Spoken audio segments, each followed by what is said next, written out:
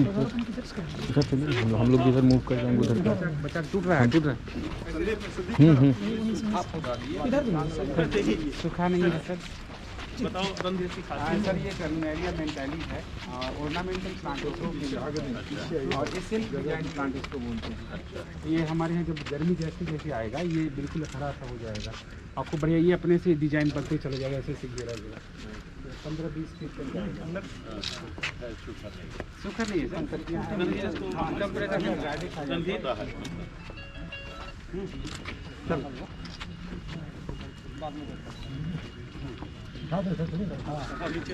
सभी लोग हाँ ठीक है, छुट्टी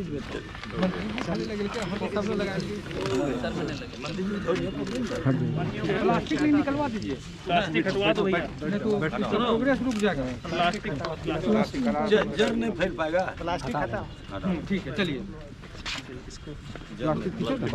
निकाल के मट्टी नहीं उसको उठाना होगा, घास उठाना होगा। वाह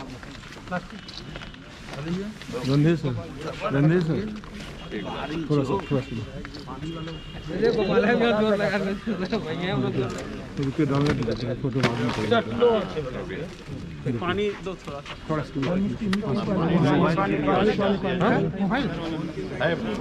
किसका मोबाइल गिरा? उसी में लाइए, उठा ले। हाँ ठीक ठीक ठीक लाइए। पीछे मट्टी डालिए। आप थोड़ा पीछे हो जाइए, थोड़ा पीछे आप पीछे मट्टी आप डालो। मिट्टी डालते जाइए। हाँ हो गया सर, कोई चले रमन जी वहाँ चलिए। बढ़िया से पानी दीजिए, पानी कम पड़ा है। सुनिए तो बढ़िया से सर का नेम प्लेट लगाइए ना, सर का नेम प्लेट लगाइए। सर एक फोटो सर का। सर का नेम प्लेट आपके पीछे है, इसको लाइए। सर प्लीज थोड़ा सा फोटो पकड़िए। इधर से दीजिए ना, हमारे सर नेम प्लेट इधर लगाइए। इधर लाइए ना, साइड लगाइएगा तो ना फोटो है। लाइए उनको उठा के यहाँ कर दीजिए। हो गया। नहीं सामने लगा, फ्रंट पे लगाइए सर अब लगाइए। नहीं इधर कैमरा अरे हाथ मगल है। चलिए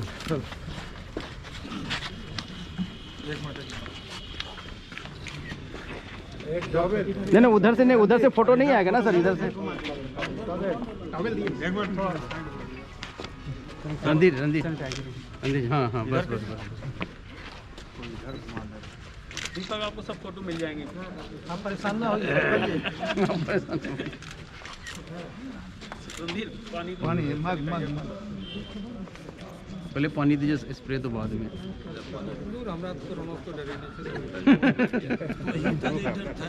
नहीं जब तक डरने तब तक नहीं हो सर्टिफिकेट मिलेगी निश्चिंत हो।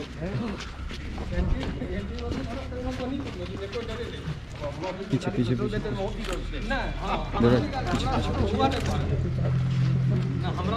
चलो घुस जाओ, अंदर घुस जाओ, अंदर घुस जाओ।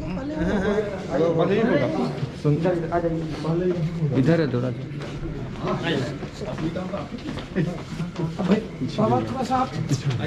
आप इधर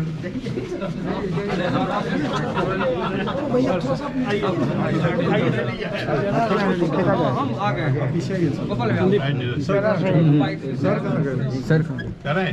सर सब लोग का फोटोग्राफी बढ़िया से हो जाता है।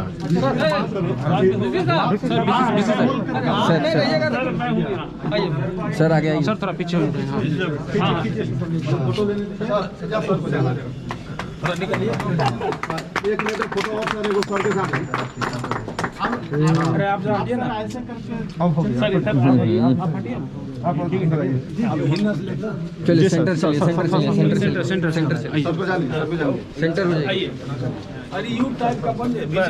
हाँ मैं हूँ सर। अभी चल जाएगी सर, अभी चल जाएगी सर। हाँ ठीक तो है। 1 मिनट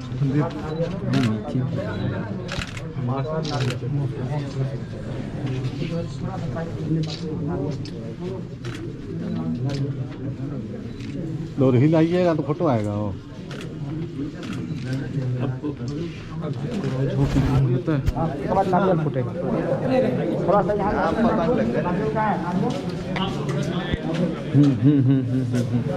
बस बस बस बस अंदर आ जाइए अंदर आ जाइए और पीछे और पीछे और पीछे चलिए। अंदर आ जाइए पीछे हो जाइए तो टाइट करिए उसको जरा कैमरा नहीं घुसाना। ठीक है कैमरा में घुसाइए अरे चले जाओ।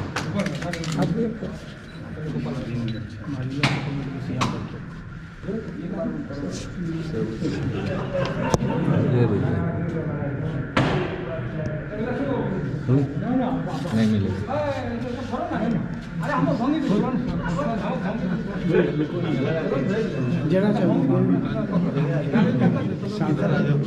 सब कुछ फोड़ दिया नारियल की। तो हमारे ले लीजिए। आप लोग टेंशन नहीं लीजिए, आपको एकदम मिल जाएगा, सब मिल जाएगा।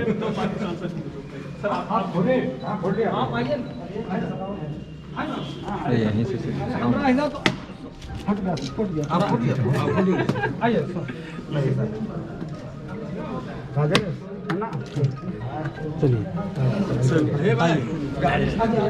आ जाइए।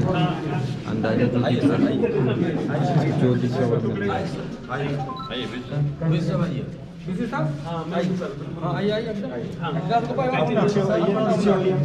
पीछे हुई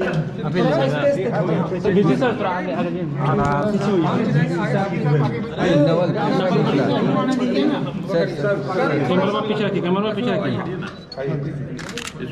सर सर सर सर इधर एक बार सर जी यस कैमरा पीछे रखिए और पीछे रखिए। ओके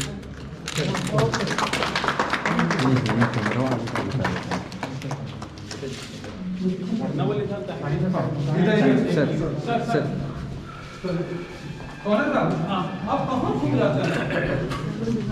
पीछे पीछे पीछे पीछे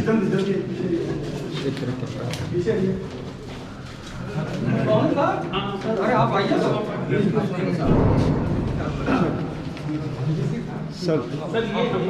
ये सर सर यहाँ से फर्नीचर और आ रहा है, तो इसी में एक बच्ची एक रहेगी। इस बार ये फायदा है कि कोरोना सिंगल रूम। अच्छा, इनके और फर्नीचर सर सबको है ऊपर, ताकि बच्चे कभी कपड़े हैं कुछ है सामने खड़े होना है। और इसमें लगा दीजिएगा। इसमें कार्डबोर्ड लगा देंगे ताकि कपड़े अपने टांगना है सर, वो बनवा रहे हैं सर। इसमें सर फायदा है ना, आजकल कोरोना में सर हमारे और बच्चे कह रहे हैं कि हम 3 लोग नहीं रहेंगे, 2 लोग नहीं रहेंगे। हो रहा है। ठीक ही है, बढ़िया। कितने कमरे हैं? कितने? 100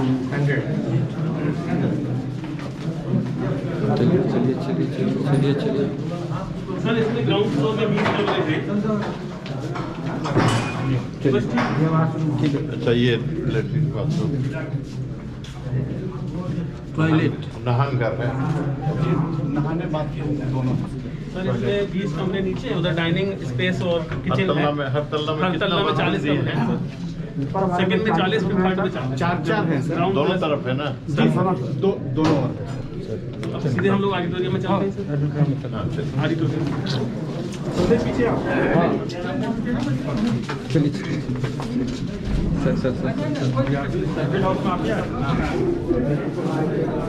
सर सर सर सर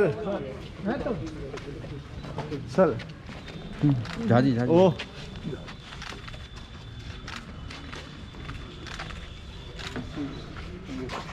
चलो ना मेरा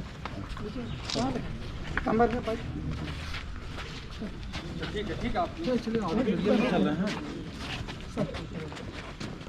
छात्रावास का आइए, सबको आ जाइए। आइए भैया। लगातार BAU बेहतरीन कार्य करते जा रहे हैं। ये जो सुविधाओं को बढ़ाने का काम है, यूनिवर्सिटी कर रहा है और सरकार का संरक्षण प्राप्त है। यूनिवर्सिटी अधिक से अधिक सेवा करे और कृषि के क्षेत्र में इसकी बड़ी ख्याति है और वह ख्याति बरकरार नहीं आगे बढ़े और दूर दूर तक फैले, इस हेतु यह सब काम बहुत आवश्यक है और उसी उद्देश्य से छात्राओं की सुविधा की दृष्टि से ये छात्रावास बना है, जो आधुनिक साज सज्जा के साथ है, सुविधाओं के साथ है।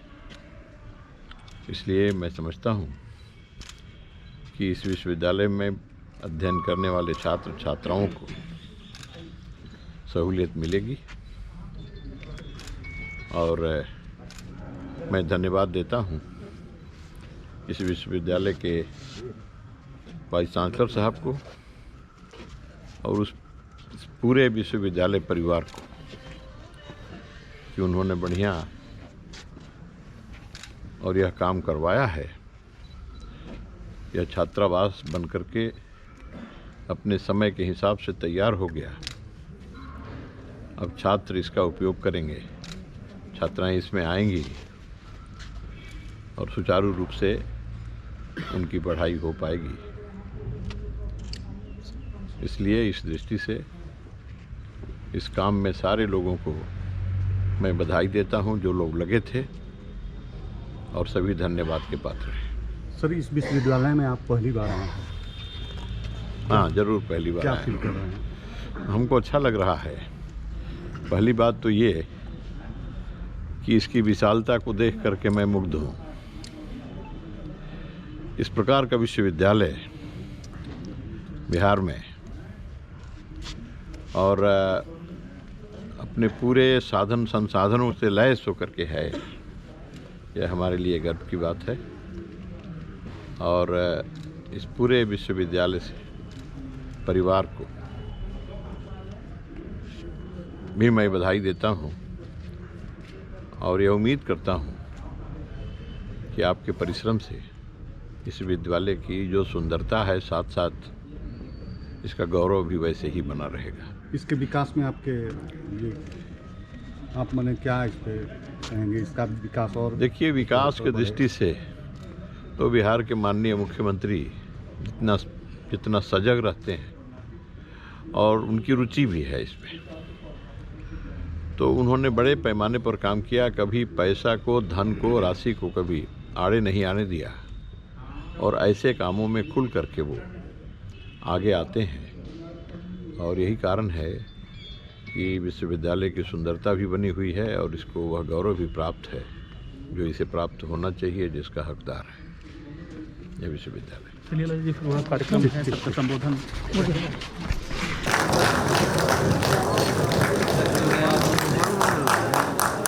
हाँ, एक बुक।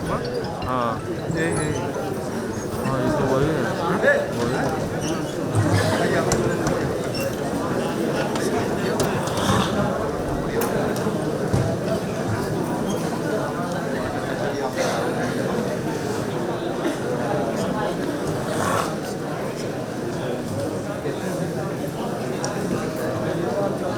माननीय मंत्री महोदय, कृषि सहकारिता एवं गन्ना उद्योग बिहार सरकार, माननीय सांसद महोदय, भागलपुर लोकसभा क्षेत्र, माननीय विधायक महोदय, नाथनगर विधानसभा क्षेत्र, माननीय विधायक महोदय, गोपालपुर विधानसभा क्षेत्र, माननीय पूर्व विधायक, नाथनगर विधानसभा क्षेत्र, माननीय कुलपति महोदय, बिहार कृषि विश्वविद्यालय सबौर, मंचासीन अतिथिगण, सभागार में उपस्थित 3 डायरेक्टर्स, वैज्ञानिक गण, कर्मचारीगण, अतिथिगण एवं आज की 1 दिवसीय गर्मा कार्यक्रमशाला सह किसान गोष्ठी में सम्मिलित होने आए हुए किसान बंधुओं का हार्दिक अभिनंदन एवं स्वागत है।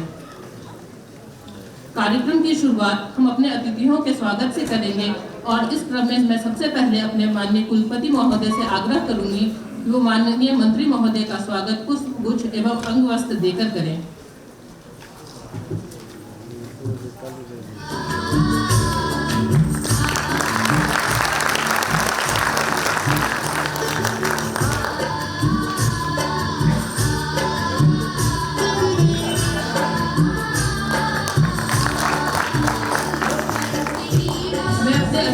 कृषि महोदय से अनुरोध करूंगी कि हमारे सांसद महोदय का स्वागत अंग वस्त्र एवं पुष्प गुच्छ देकर करें।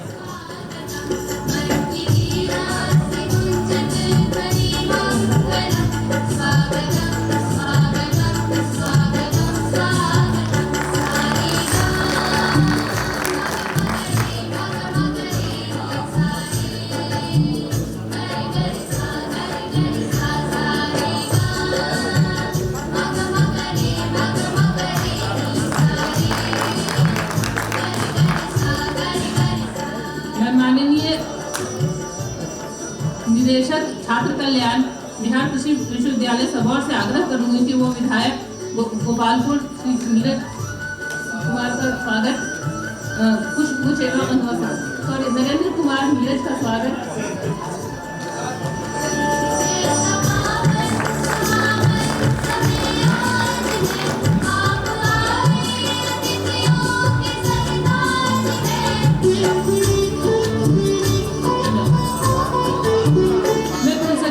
से आग्रह करूंगी कि वो हमारे विधायक नाथनगर विधानसभा क्षेत्र का स्वागत पुष्पगुच्छ एवं अंगवस्त्र देकर करें।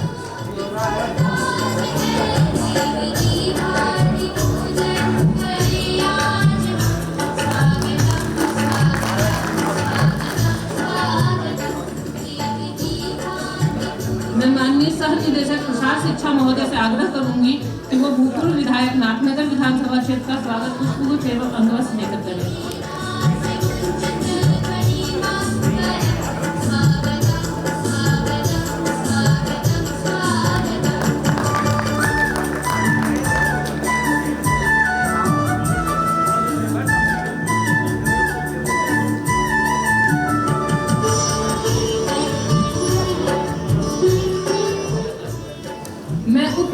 प्रशिक्षण से अनुरोध करूंगी कि हमारे कुलपति महोदय का स्वागत पुष्पगुच्छ से करें।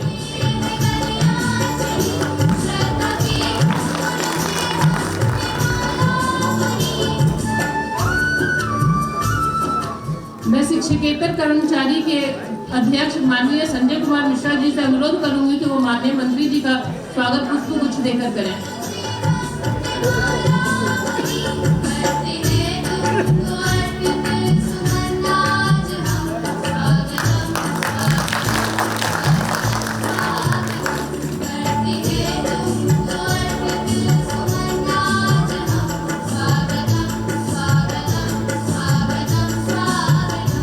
कार्यशाला में जो किसान बंधु आए उनमें से भी कुछ चाहते हैं कि वो माननीय मंत्री जी का स्वागत पुष्पगुच्छ देकर करें। मैं उनसे भी अनुरोध करूंगी कि वो सामने आकर मंत्री जी का स्वागत करें।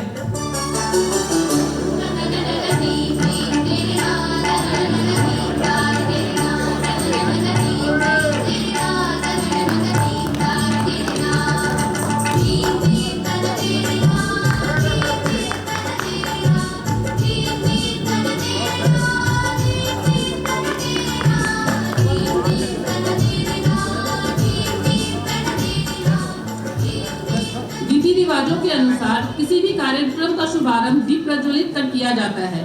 परंपरा को ध्यान में रखते हुए हम आज की कार्यशाला का उद्घाटन भी दीप प्रज्वलित करके ही करेंगे। मैं आग्रह करूंगी कि मंचासीन सभी अतिथिगण की वो सामने आए और दीप प्रज्वलित करके आज का कार्यशाला का आधिकारिक शुभारंभ करें।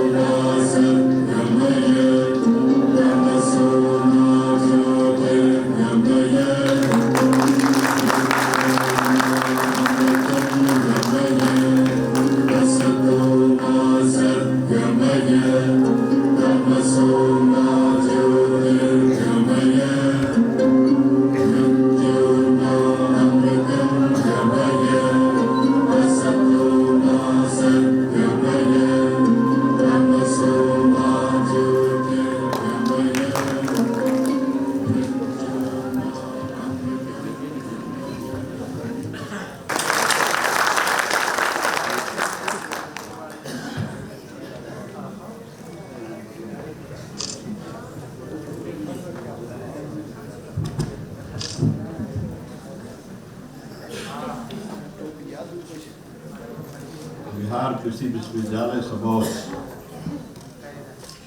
इसके परिसर में, इसके मुख्य भवन में मौसम के अनुकूल कृषि कार्यक्रम, गर्मा मौसम कर्मशाला और किसान गोष्ठी का जो आयोजन हुआ उसकी अध्यक्षता कर रहे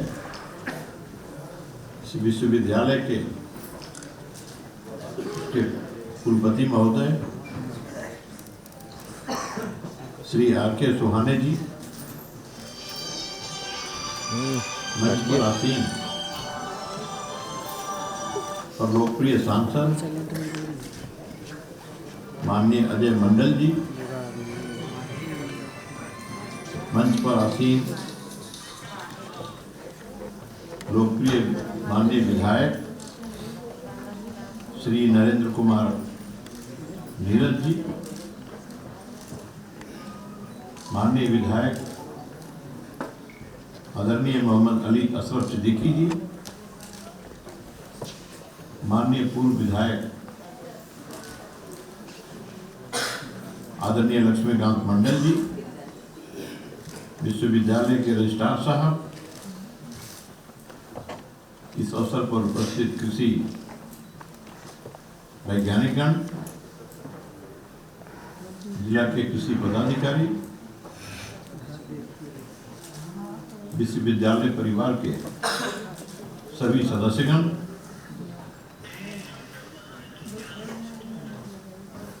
और विशेष रूप से यहाँ उपस्थित हैं 13 जिलों के आए किसान, जो अन्नदाता हैं किसान भाई बहनों, देवियों, सज्जनों, आज का यह कार्यक्रम जो आदरणीय कुलपति महोदय ने आयोजन किया था, वह अपने समापन की ओर है। कई बातों की जानकारियां भी मिली हैं। मैं इस परिसर में पहली बार आया हूं, इसका मुझे खेद है कि मैं पहले नहीं आया। संयोग है या दुर्योग है, जो भी कह सकते हैं। मैं देख के चकित हूं। 113-14 वर्ष पहले जो भवन बना, उस भवन में हम सब बैठे हैं और यह कार्यक्रम संपन्न हो रहा है। 1908 में अंग्रेजी राज में यह भवन, तब कृषि महाविद्यालय के रूप में, और इस भवन से लोगों का परिचय हुआ। आज 1910 में, 2010 में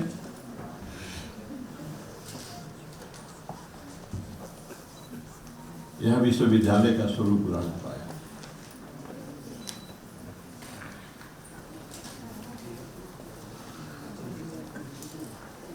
और विश्वविद्यालय का स्वरूप ग्रहण करने के बाद इसका विस्तार हुआ, इसकी ख्याति दूर दूर तक पहुंची। मैं सबसे अधिक अपने उन आदरणीय वैज्ञानिकों का अभिनंदन करता हूं, जिन्होंने बिहार को कृषि के क्षेत्र में जो प्रसिद्धि दिलवाई है, और बिहार के लोग ही नहीं तो इन संस्थानों की ओर देश के लोग भी देखने लगे हैं। ये ठीक है कि सन 2000 में जब बिहार राज्य का बंटवारा हुआ था और एक नया राज्य किसी राज्य के हिस्से के साथ बन गया था, झारखंड प्रदेश, तो उसमें हमें लगा था कि हमारे पास कुछ भी नहीं बचा है, क्योंकि सारे बड़े उद्योग, मझोले उद्योग धंधे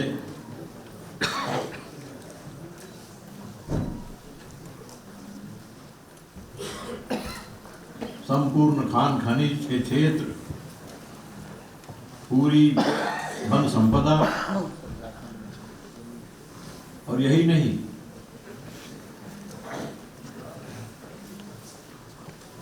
तो हमारे इस बिहार प्रांत में एक द्वादश ज्योतिर्लिंग थे वह भी चले गए। बाबा देवघर,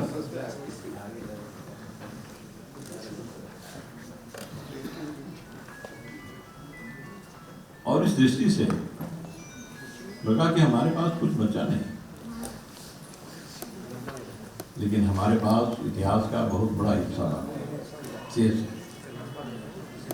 हमारे पास प्रेरणा का वह कुंज है जिसे दुनिया को जिस ओर दुनिया के लोग देखते हैं।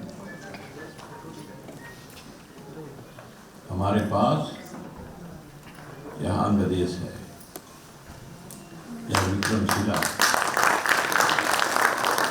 विश्वविद्यालय, बुद्ध है, महावीर है, लोकतंत्र की विश्व में प्रथम धरती वैशाली है। हमारे पास अभी बहुत कुछ है। और फिर वैसे किसान, अन्नदाता, जिसने चमत्कृत कर देने वाला, चमत्कार जिसे कहते हैं, और इस प्रकार से कार्य करके, प्रयोग करके, वैज्ञानिकों के साथ सहयोग करके, और जो प्रत्यक्षण में जो सब जो सामने आ रहा है, उपलब्धियां जो आ रही हैं, यह देख के लोग चकित हैं।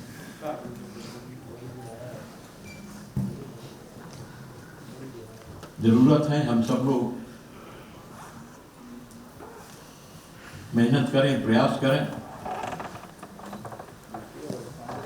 और इन उपलब्धियों को पहुंचाएं। कुलपति महोदय, आपके विश्वविद्यालय को यह गुरुतर जिम्मेवारी है कि पूरे बिहार में, पूरे राज्य में अनुसंधानों के द्वारा आपने जो कुछ भी प्राप्त किया है उसको किसानों के बीच पहुंचाएं।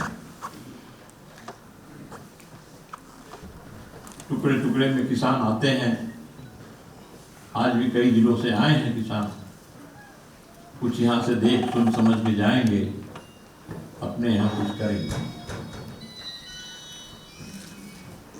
लेकिन लगभग प्रत्येक जिले में कृषि विज्ञान केंद्र है, केवी के। हमने प्रखंडों के स्तर पर किसान भवन पहुंचा दिया है। प्रत्येक जिला केंद्र पर कृषि कार्यालय है। उस कृषि कार्यालय में हर स्थान पर सॉइल टेस्टिंग लेबोरेटरी स्थापित है।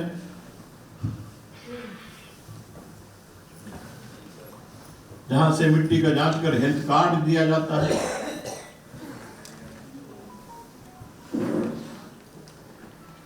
तो इन सब कार्यों को सही रूप में अमली जामा पहनाने की भी जरूरत है, और वो हमारे कृषि वैज्ञानिक करेंगे।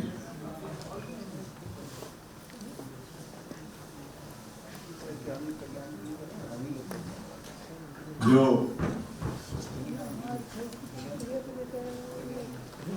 हम लोगों का जो कृषि कैलेंडर जो बना, ये तीसरा है, उसका तीसरा हिस्सा चल रहा है। जब पहली बार कब हुआ था 2006 में, 8 में, 2008 में याद है सदन में जब यह प्रस्ताव आया, एनडीए की सरकार ने, उनके मुख्यमंत्री ने, कृषि मंत्री ने रखा,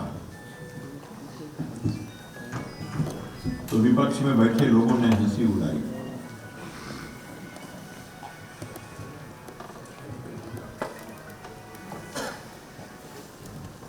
उस समय इस पर जोर और गर्मागर्म बहस हुई।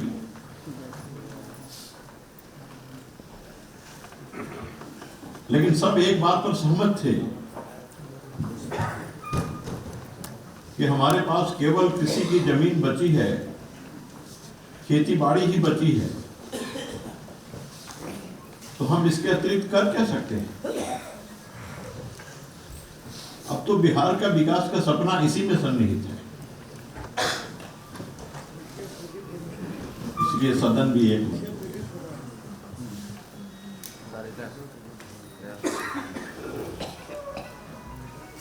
और आज उसका प्रतिफल हम देख रहे हैं। सन 2000 में हम निराश थे, हम अंधकार में थे, बिजली के सारे उत्पादन केंद्र भी दूसरे राज्य में चले गए थे। आज हम 10,000 मेगावाट बिजली प्राप्त करने की स्थिति में।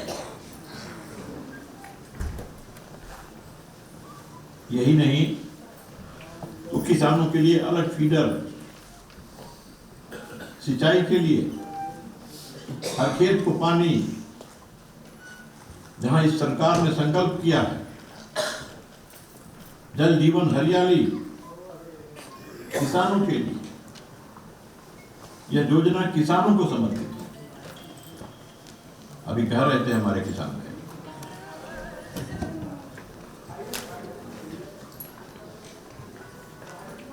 कि जिस प्रकार से हम खेती करते हैं, खेती हम लोगों ने किया उन्नत तरीके से, नई खेती क्या बोलते हैं, सीधी बोल। उसमें यह अनुभव में आया कि 1.5 गुना पौने 2 गुना लाभ तो हुआ ही, साथ साथ जमीन के नीचे का पानी का स्तर भी ऊपर है।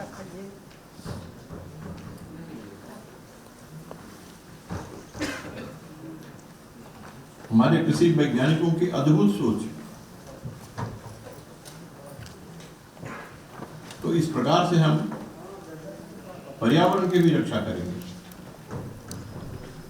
कृषि उत्पादन भी बढ़ाएंगे। केवल उत्पादन ही नहीं बढ़ाएंगे, उसको लाभकारी भी बनाएंगे। इसलिए भिन्न भिन्न प्रभेदों में जो नए नए रिसर्च और शोध हो रहे हैं,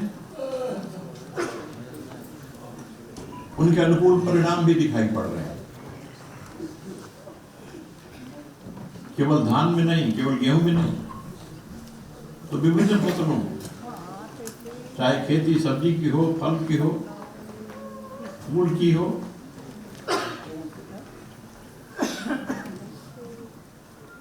संपूर्ण फसलों में, दलहन हो, तिलहन हो, रबी हो, गर्मा हो, खरीफ हो, सभी फसलों में और उन उन्नत प्रभेदों की खोज की गई है, उसे विकसित किया गया है और इन उपलब्धियों से हम गौरवान्वित हुए हैं।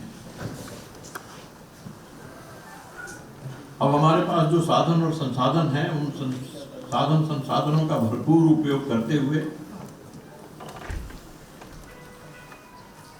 हम अपने तमाम उपलब्धियों को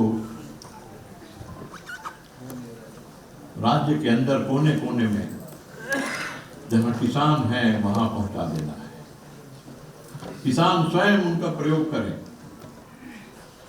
और किसान स्वयं उसका प्रयोग करके लाभ उठाएं।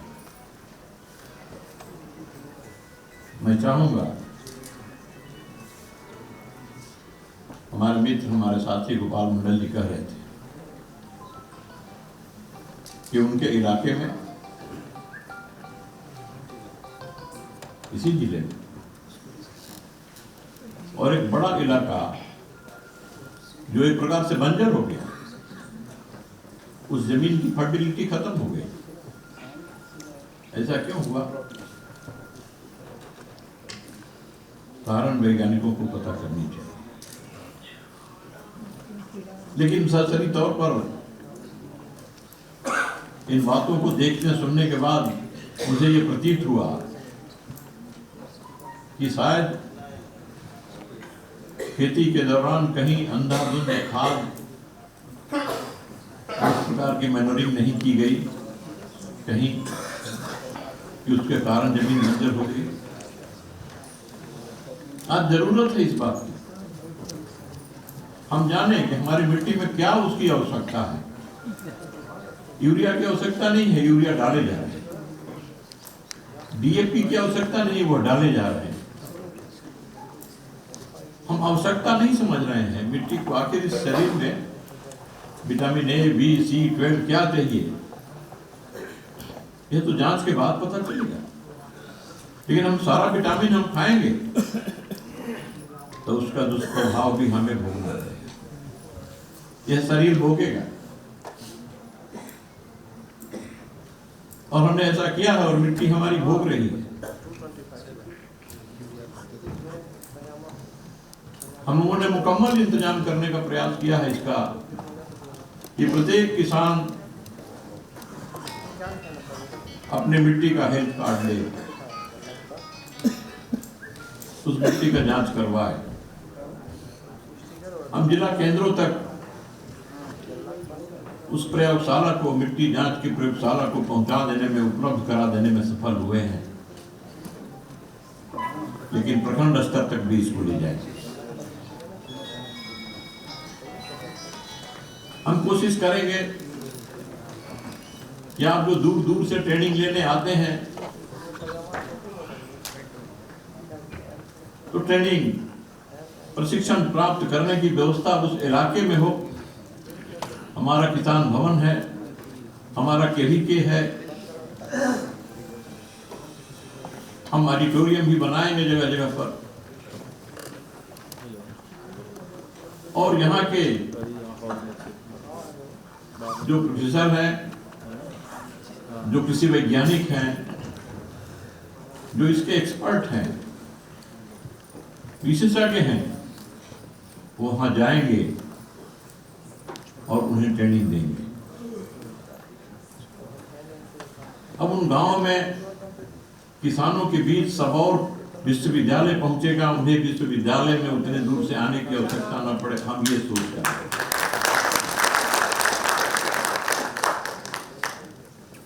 सबौर विश्वविद्यालय के नामचीन प्रोफेसर, शिक्षक, माननीय वैज्ञानिकगण सब निकलेंगे।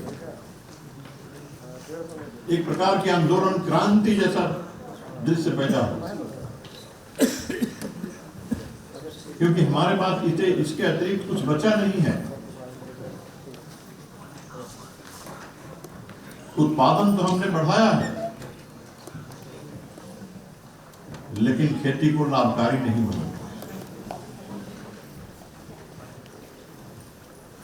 किसी जमाने में ये कहावत थी, और सही कहावत थी, कि उत्तम खेती मध्यम दान, अधम चाकरी भीख निदान।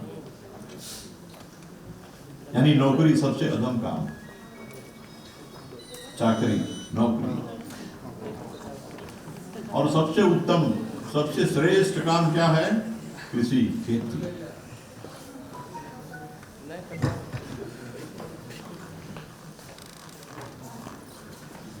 और आज इस देश को कहां जाना था और किस ओर चल पड़ा। गांधी ने कहा, गांव में भारत की आत्मा बसती है, क्योंकि गांव में किसान बसते हैं, अन्नदाता बसते हैं। उन्होंने गांव गांव जाकर के कहा था, विश्वास दिलाया था कि आजादी मिलने पर आजादी की पहली किरण और विकास की पहली किरण उन गांवों में पहुंचेगी।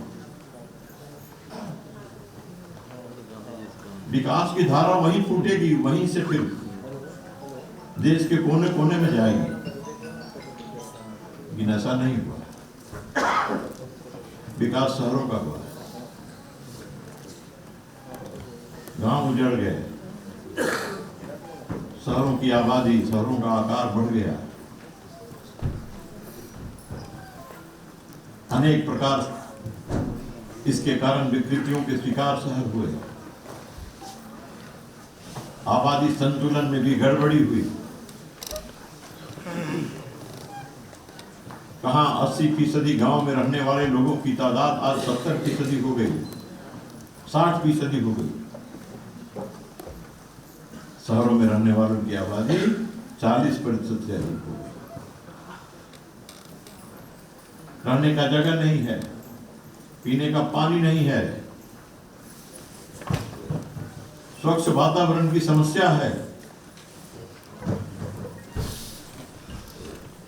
प्रदूषण के सभी शिकार हैं, नीचे का पानी ऊपर का पानी सभी प्रदूषित। ऐसे वातावरण में देश की आधी आबादी रहने लगी। इन भारत के प्रधानमंत्री,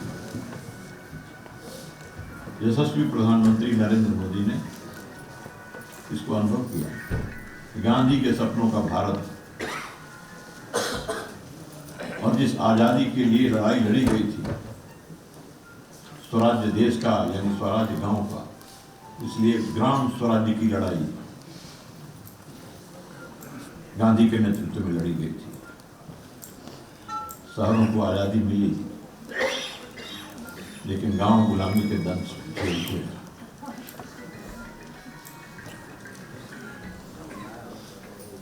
बिहार के गांव आज अंगड़ाई ले रहे हैं।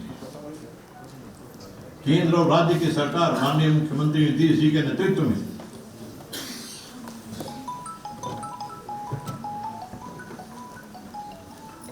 गरीब गांव किसान इस दृष्टि से सब प्रकार की योजनाओं को आगे बढ़ाने में लगे हैं। आज जरूरत है कि आगे बढ़ करके उसका एक एक व्यक्ति लाभ उठाए। जलवायु के अनुकूल खेती, हम इसके शिकार यदाकदा होते ही रहते हैं। यदाकदा क्या अक्सर होते रहते हैं। कभी गर्मी के कारण झुलसा हो गया, कभी ठंडक के कारण पाला मार गया, कभी पानी के कारण फसल सड़ गई। इन परेशानियों से किसान जूझते रहे। कभी सूखा, कभी बाढ़।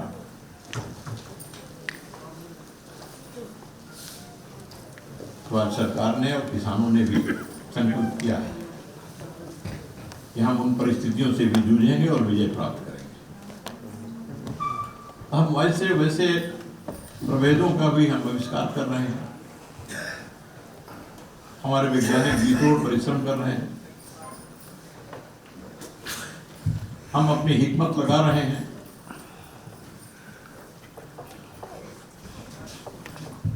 और नए नए आविष्कार हो रहे हैं। उन आविष्कारों का प्रयोग और प्रशिक्षण भी जारी है।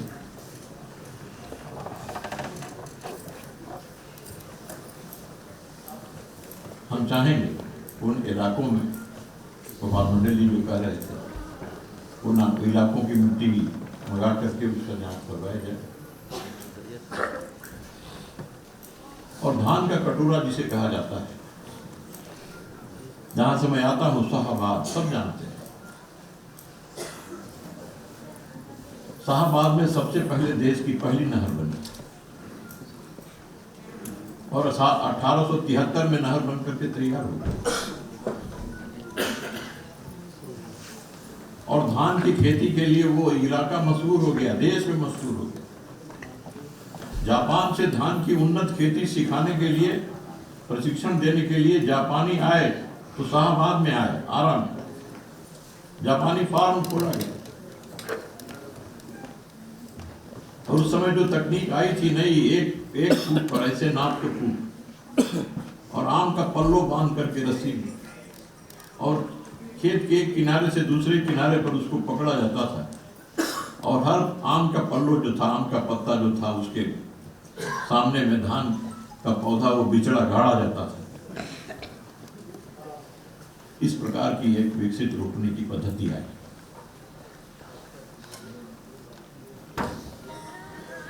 शुरू में तो इस पर लोग ध्यान नहीं दिया, बावक खेती करते थे, धान का बिचड़ा छीट के जोत देते थे, बावक खेती बोलते थे। पता नहीं आपके तरफ क्या बोलते थे, बावक ही वो खेती होती थी। गेहूं की वो टाण की खेती, टाण से बांस के इसमें से, और हल्के फार में नीचे वो जाता था बीज, और वो खेती होती थी। आज ये सारे तरीके बन रहे हैं। तीसरी विधि आई, क्या क्या हुआ। आज तो उतना ही पानी चाहिए जितना पानी के लिए उस पौधे की जरूरत है, उससे अधिक पानी उसको नुकसान करेगा, पैदावार घट जाएगा। लेकिन हम जानते आए हैं कि नहीं भाई, ओआर का जो मेड़ है मोटा मोटा मेड़ होना चाहिए। धान के खेत के लिए खेत भरा रहना चाहिए, पानी पूरा खेत भर देते। नई तकनीक में अब ये बात स्वीकार नहीं है। धान के जड़ में जितना पानी चाहिए उतना पानी दिया जाए, और उसके हिसाब से यंत्र भी आए हैं। पानी देने वाले, उसके जड़ में पानी, उन यंत्रों का प्रदर्शन भी हो रहा है। एक यंत्र अभी हमारी वो किसान बहन जिनको अभी उन्हें अर्पण किया गया, इस प्रकार के कई, अब इस बुद्धि का और हिकमत का प्रयोग हो, उपयोग हो तो क्या नहीं हो सकता। नए नए यंत्र आए हैं, पुआल में आग लगा देंगे, आग लगाने की जरूरत नहीं है। आप छोड़ दीजिए, मशीन है जो बंडल बना के आपके लिए छोड़ देगी, उस बंडल को उठा लेंगे। वह आपकी पूंजी है, वह आपकी संपत्ति है, और आप यह नहीं जानते कि खेत में और उस पराली में, पुआल में आग लगा देंगे तो आपकी मिट्टी का क्या होगा। आपकी मिट्टी में जो कीड़े मकोड़े जो होते हैं, जिससे उस मिट्टी को शक्ति प्राप्त होती है, मिट्टी बेजान हो जाएगी, वो कीड़े मकोड़े जल जाएंगे, मिट्टी आपकी ऊसर बन जाएगी। उन खतरों से सावधान रहने की जरूरत है।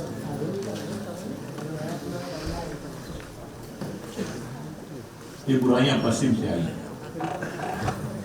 हम बुराइयों को ग्रहण क्यों करेंगे। किसान भाई बहन, आप सब यहाँ उपस्थित हैं, आपका मैं अभिनंदन कर रहा हूँ। आप यहाँ से सीख के, समझ के, बढ़िया से ग्रहण करके उसको जाइए तो जो जान के जा रहे हैं उसे बांटिए। ज्ञान बांटा जाता है। बुद्ध को जब ज्ञान प्राप्त हुआ तो बुद्ध शोर मचाते हुए दौड़ पड़े, आओ मुझे जो प्राप्त हुआ मैं देना चाहता हूँ, बांटना चाहता हूँ।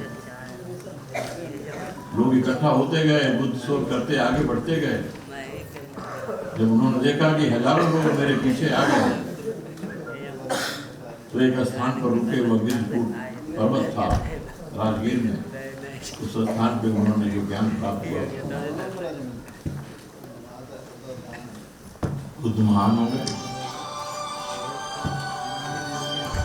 आप यहाँ से सीख के जाएंगे और भी बांटेंगे अपने समाज में,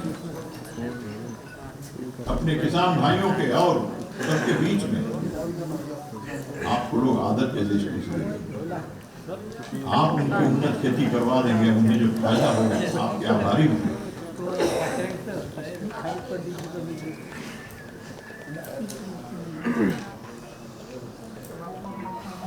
तो यह भी काम करिए, एक वातावरण बने,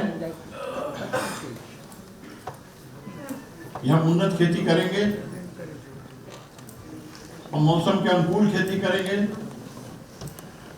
हम उन उन्नत प्रभेदों का भी प्रयोग करेंगे, उपयोग करेंगे, जिनसे हमारा उत्पादन बढ़ेगा। फिर उत्पादन का जो उसके बाद जो उत्पाद होगा उसके भी हम किसान भाई बहन स्वामी बनेंगे। हम शहद पैदा करते हैं, लेकिन मिट्टी के मूल उसे दे देते हैं, दूसरे उसे दे जाते हैं। 100 रुपया किलो में आप देते होंगे, बहुत से होंगे। आज शहद की खेती आम हो गई है, शहद का उत्पादन आम हो गया है। लोग अपने बगीचे में, सरसों के कहीं खेत में कहीं भी रख देते हैं और शहद निकलता है। अब 100 रुपये का शहद तुरंत छोटा सा प्रोसेसिंग, इसके बाद जो है वो 400 रुपये का हो जाता, तो 500 रुपये का हो जाता प्रति किलो। हम क्यों नहीं कर सकते? उसकी प्रोसेसिंग हम करेंगे, बहुत छोटा सा प्लांट है, और शहद पैदा करने वाले उस शहद को खा सकते हैं, कोई शहद वो खराब नहीं है। यही है कि वो शहद ज्यादा दिन रह नहीं सकता, इसलिए कि उसमें मॉइस्चर होता है, उसमें नमी होती है, और वो मामूली टेम्परेचर से वो नमी समाप्त हो जाती है। उसका प्रोसेस बहुत महंगा नहीं है।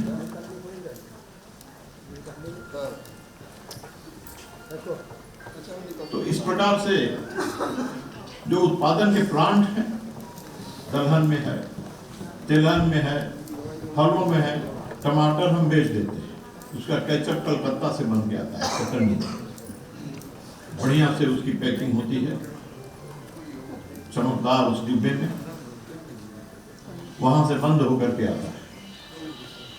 उसका कीमत क्या है? हम नहीं कर सकते क्या? हम कर सकते हैं।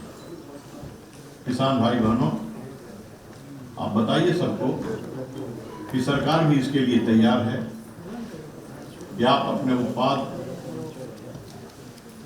फसल से और भी दूसरा उत्पाद पैदा करिए और अपनी आमदनी को बढ़ाइए, अपना प्लांट खोलिए, छोटे कोल्ड स्टोरेज बनाइए, छोटा गोदाम खोलिए, अपना फसल बेचिए, अपने बीच किसान भाई बहन एफपीओ का निर्माण करें, फार्मर प्रोड्यूसर ऑर्गेनाइजेशन, छोटे छोटे समूहों को बना के एक बड़ा 200, 300, 400, 500 का एक बड़ा किसानों का समूह खड़ा हो। और आप हमारे भाई कह रहे थे कि यंत्रों का हमने बैंक बनाया है, तो वो छोटे छोटे किसानों का आप जानते हैं कि 90% किसान ऐसे हैं जिनको 2 बीघा 4 बीघा जमीन। ऐसा किसान अकेले एक यंत्र नहीं रख सकता, वो ट्रैक्टर नहीं रख सकता, वो जीरो टिलेज मशीन नहीं ला सकता, वो सुपर सीडर क्या सीडर जो होता है वो सब नहीं कर सकता। तो उसका बैंक रखेंगे, वो किसान मिल करके कंपनी बना करके काम करेंगे, अपनी पूंजी लगाएंगे, सरकार का पूंजी लेंगे, उसको खरीदेंगे, उसमें सब्सिडी भी मिलेगी, 25 से 30% की सब्सिडी मिल रही है। आप अपने मन के अंदर एक मजबूत भाव, एक संकल्प पैदा करिए, सरकार आपके साथ है। और आज का जो समय है वो समय किसानों के अनुकूल है। जो विशेषज्ञ हैं, कृषि विशेषज्ञ हैं, जो वैज्ञानिक हैं, वो भी आपके साथ मजबूती से खड़े हैं। इसलिए आपका विश्वास इस पूरी कार्य पद्धति के प्रति हो, बढ़े, मजबूत हो, उसे मजबूती मिले। मैं यही आप सबसे प्रार्थना करता हूँ, निवेदन करता हूँ। और इस विश्वविद्यालय के हित में जो बातें हुई हैं, जमीन की बात हुई है और भी कुछ हुई है, तो आप सब उपस्थित सभी लोगों और विश्वविद्यालय परिवार के इच्छा को निश्चित रूप से सम्मान मिले, मैं इसका प्रयास करूंगा।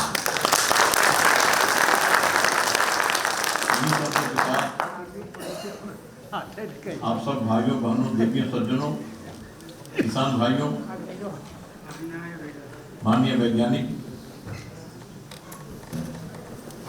बंधुओं, आप सबका मैं हार्दिक अभिनंदन करता हूं, इस अवसर पर स्वागत करता हूं और विशेष रूप से कुलपति महोदय और इस विश्वविद्यालय परिवार के प्रति मैं आभार व्यक्त करता हूं कि उन्होंने यहाँ उपस्थित होकर के आप सबको एक साथ अभिनंदन करने का, स्वागत करने का और प्रणाम करने का मुझे सौभाग्य प्राप्त करा।